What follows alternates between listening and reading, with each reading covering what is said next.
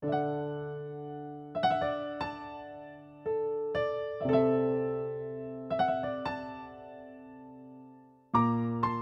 dan syukur kita persembahkan kepada Tuhan Yesus Kristus yang Maha Baik yang memperkenankan hari ini boleh kita nikmati dalam sukacita di hari Senin 2 Februari tahun 2026.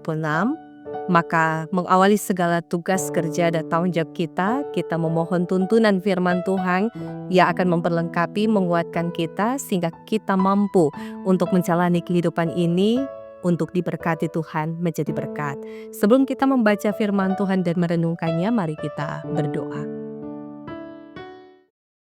Kami sungguh mengimani akan setiap karya-Mu dalam kehidupan kami ya Bapa, yang selalu mendatangkan berkat, kekuatan yang baru setiap waktu dan saat.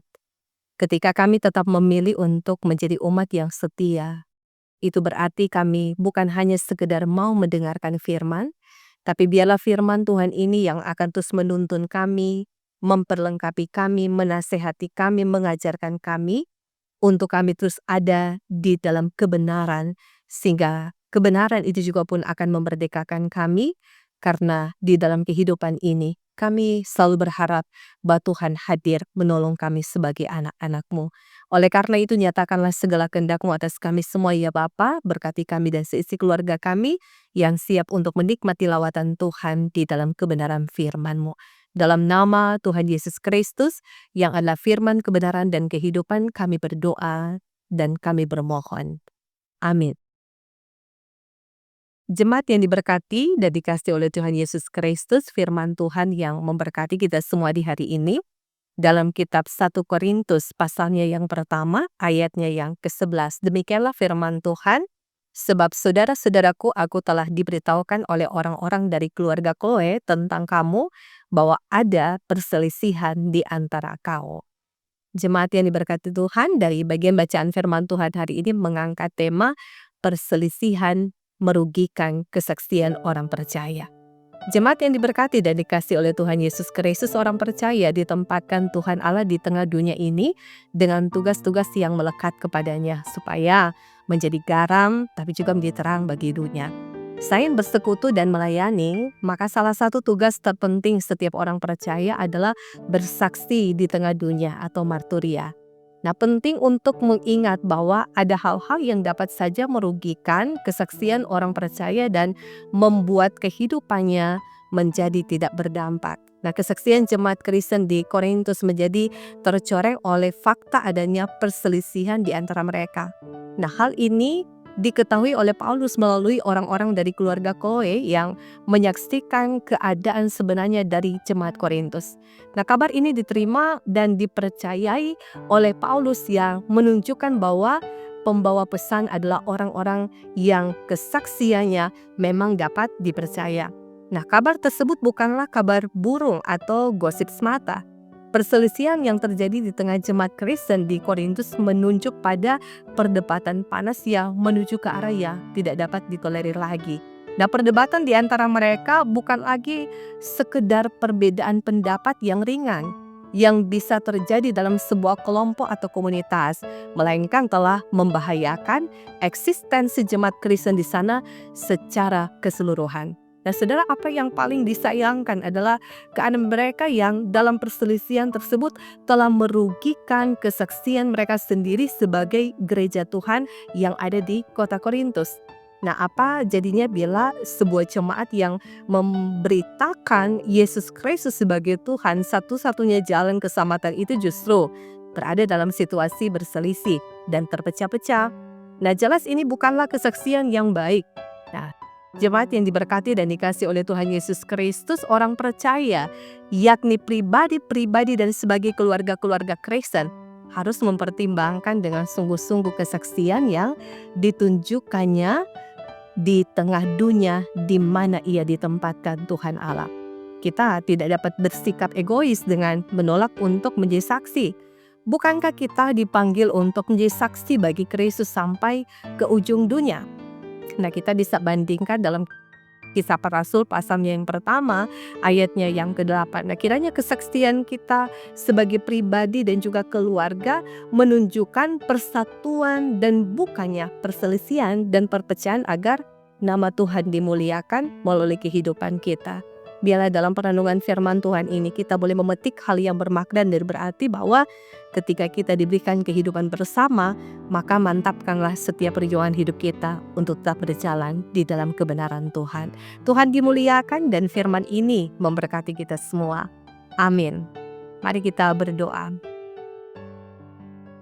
Ya Allah kami, yang kami sapa sebagai Bapa pengasih dan penyayang, Engkau melimpahkan kami berkat-berkat kehidupan yang seharusnya terus kami syukuri dalam kebersamaan pelayanan sebagai bagian dari gereja Tuhan, yang dipakai untuk bersaksi, bersekutu, dan melayani dengan sukacita di tengah-tengah berbagai tantangan kehidupan yang harus kami hadapi. Biarlah dari firman Tuhan yang boleh kami baca dan renungkan di hari ini, ada hal-hal yang baik yang boleh kami ambil di dalamnya, bahwa justru di tengah-tengah perselisihan akan berujung pada kehidupan yang tidak membawa berkat. Tetapi di tengah-tengah kehidupan yang membawa damai sejahtera Kristus, dari situlah aliran-aliran berkat Tuhan akan kami nikmati. Sehingga kami bermohon Bapa, biarlah ini juga pun akan teralami dalam kehidupan berumah tangga dan berkeluarga. Kami terus berjuang bersama sebagai suami dan istri untuk memberikan teladan hidup kepada anak-anak kami tentang bagaimana kehidupan yang rukun, yang bersama di dalam Tuhan, dalam suka maupun dalam keadaan apapun, dalam situasi dan kondisi apapun, kami tetap mau berjalan terus di dalam kebenaran Tuhan. Karena kebenaran itu juga pun yang akan menghantar setiap keluarga Kristiani untuk bisa menghindari perselisihan, tapi bisa menjunjung tinggi nilai kasih Kristus yang akan tetap melekat dalam persekutuan hidup berumah tangga. Dan itu juga pun akan dibuktikan dalam pelayanan bagaimana gereja yang hidup, gereja yang besar, yang tentu di dalamnya mampu untuk mewartakan kebenaran firman Tuhan, tapi juga mampu untuk hidup dalam kesetiaan dan ketaatan melakukan apa yang benar di hadapan Tuhan. Biarlah Engkau terus berkati gereja Masih Injil Minahasa, dari arah sinode, wilayah, jemaat, pelayan khusus yang melayani diberkati, bahkan semua jemaat yang ada diberkati dalam Tuhan, untuk kiranya kami tetap eksis dalam kerja pelayanan, bersaksi tentang kemuliaan nama Tuhan, memberitakan kebenaran Tuhan dalam kehidupan bersama sebagai jemaat yang diberkati. Sehingga kami tidak akan pernah melupakan akan kasih-Mu dalam kehidupan ini. Banyak cara-Mu yang ajaib Bapa yang berkenan memberkati kami semua. Termasuk berkenan memberkati saudara-saudara kami yang hari ini boleh merayakan hari ulang tahun kelahiran dan hari ulang tahun pernikahan. Diberkatilah sukacita mereka, disempurnakanlah di dalam anugerah berkat-Mu. Tapi bagi yang sakit, yang bergumul, baik di rumah maupun di rumah-rumah sakit, ya Bapa kami bermohon, teguhkan dan kuatkan iman mereka dalam pengharapan iman untuk mereka boleh menikmati kesembuhan di dalam anugerah-Mu yang juga menyelamatkan hidup mereka sekalian. Pemerintah, bangsa dan negara kami Tuhan berkati, agar sebagai pemimpin-pemimpin bagi masyarakat, mereka mampu menjalankan tanggung jawab dengan baik untuk mengarahkan hidup masyarakat pada hidup yang rukun dan damai, sehingga ada kesejahteraan, tetapi juga ada kehidupan yang diberkati dalam kepelbagaian sekalipun kami tetap berjuang untuk membangun bangsa dan negara kami yang kami cintai. Terima kasih Bapak, kalaupun hari ini kami akan menjalankan aktivitas tugas dan pekerjaan kami. Kami bermohon Bapak Engkau berkati kami dan seisi keluarga kami. Berkati dengan sehat dan kuat, umur panjang, tugas tanggung jawab kami diberkati, agar itu juga boleh menjadi berkat bagi siapapun yang hendak kami layani dalam tugas dan tanggung jawab pekerjaan yang Tuhan percayakan untuk kami laksanakan. Biarlah hari ini boleh membawa berkat dan sukacita bagi kami semua yang telah mengikuti RHK Jemaat Geni Barata Pastaten. Maka ini doa kami ya Bapa, ini tanda syukur kami sebagai umat-Mu yang kami mohonkan semuanya. Dalam nama Tuhan Yesus Kristus yang adalah Tuhan, Penyelamat, Juru Selamat kehidupan kami yang hidup. Amin. Demikianlah kita telah mengikuti renungan harian keluarga Jemaat Geni Barata Pastaten.